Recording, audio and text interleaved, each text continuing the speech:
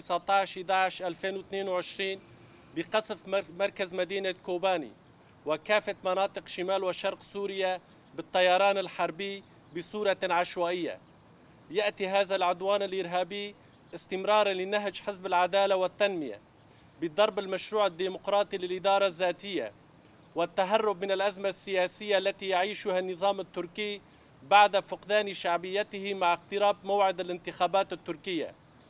إن دولة الاحتلال تبحث عن حجج ومزاعم توهم بها الداخل التركي للقيام بعمليات عسكرية عدوانية في الخارج كي تحاول إلقاء فشل سياستها على تلك الجهات. وما حجتها الأخيرة التي أعقبت التفجير الإرهابي في مدينة اسطنبول إلا ذريعة لتبرير هذا العدوان على مناطقنا وانتقاما منا على القضاء على الداعش والإرهاب.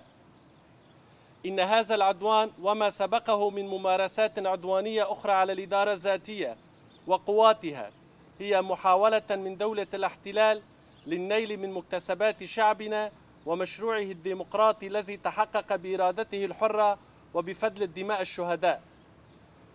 نناشد المجتمع الدولي والدول الضامنة إلى القيام بمسؤولياتها لوقف هذا العدوان وكافة الممارسات اللا إنسانية للدولة التركية تجاه أرضنا وشعبنا، وندعو شعبنا إلى التكاتف والتضامن لمواجهة هذا الاعتداء. المجد والخلود لشهدائنا، الشفاء العاجل لجرحانا، النصر لمقاومة شعبنا. كوباني 20/11/2022.